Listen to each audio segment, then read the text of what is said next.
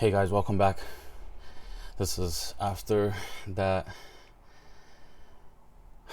Okay, my last video I said that we were gonna be on that we were gonna win this second leg against Bilbao in a very professional way. Just leave it to us. I think that first half was a little bit of our season, right? Inconsistency finishing and like making mistakes in the back that led to goals. Onana, I'm sorry. You have to go. Harry, you gotta. That was bad, Harry. But you've been really good lately, so I can't be mad at it. But Onana, I I don't know if your like arms are just too short. What it might be. I'm not trying to be mean, but your technique with the way that it is just not good. It's how do you go to bat the ball? You dive trying to bat the ball instead of your arm extending your one arm as far as you can and trying to save it that way. Like how about how reach up with both arms and then reach with one and see how much further you can go.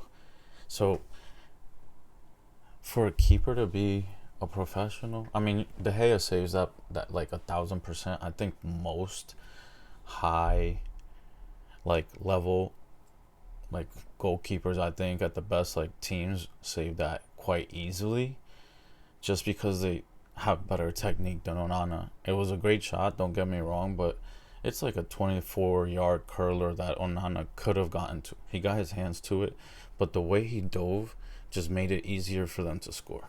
So like I'm just done with Onana. He can unfortunately seek, his future somewhere else, I think. But apart from that, God, who forgot how good Ahmad was and how great he's been for us this season? Oh my God, how we missed him. Okay, I honestly, how did I forget how good he is? He's so exciting, my God. It is so good to have him back. I think in the final, I think Amarim kind of got what he wanted, like from that.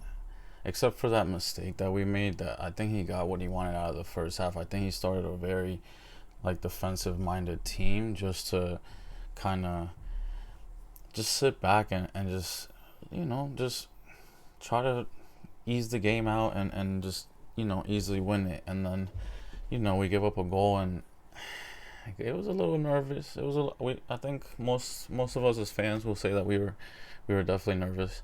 And then he makes the changes that I think this is the team he's gonna start in the final, and it's gonna be a fun team to watch. My goodness, because you can tell like the fans that have wanted Mason Mount out. I don't. Do you guys just not listen to the manager when he does press conferences and how much he loves Mason Mount and how smart he is? Yes, he's been injured, and that's unfortunate and it stinks. But if he's healthy and he's in game shape, he's just quality. He's smart. He can finish. He's creative. Man, like there's just nothing that I could say negative against him. He knows when to press. He has the work rate. I don't have anything negative to say about Mason, so I just don't I don't understand our fans. Whatever, they can say whatever they want, but he's not going anywhere, which is great because you just don't challenge for titles and for Champions League with just like a really good starting 11 and no bench. You just don't do that. So we don't. If you throw our best starting 11 out there, we maybe have like one or two players that could come off the bench that can make a difference. We need more of that, and now, we are gonna have more when we get a little bit, a couple more players in the summer, because the guys that aren't here that are on loan, they're probably gone. I mean, that's like a 95%. There's maybe a 5% chance one of them stays, but that's it. Apart from that, I mean, Hoyland got his goal. It was a tougher little finish than it looks, cause there's a nick on the way, so he's gotta like that little like touch with his right was kind of I kind of liked it. I'm not gonna lie. And then yeah, no, Mason, fantastic. That turn, fantastic. Finish. I mean, man, finally Bruno didn't have to like just do everything today. It was great that he didn't have to. Casemiro again played great. Man, I'm just let's go. I think we have a really good chance to win this final. I cannot wait. I cannot wait. I'm gonna look at Amarim's press conference after, and then I'll do a like pre-match for this weekend's game. But what a game! Oh my God, why do they have to do this to me? That first half was really like our season. Just mistake, give up a goal, make us fans nervous, and then the second half when those guys came in was like, oh okay, that's what our future is gonna look like. I believe that's literally what I believe, especially with a little bit more quality, a little bit more consistency from players. Yes, Garnacho, unfortunately, yes, he frustrates me as well, but I am not nowhere near giving up on him. Like there's just not he just a little bit better. The good thing about us having people on the bench is that it's gonna like make him like work harder.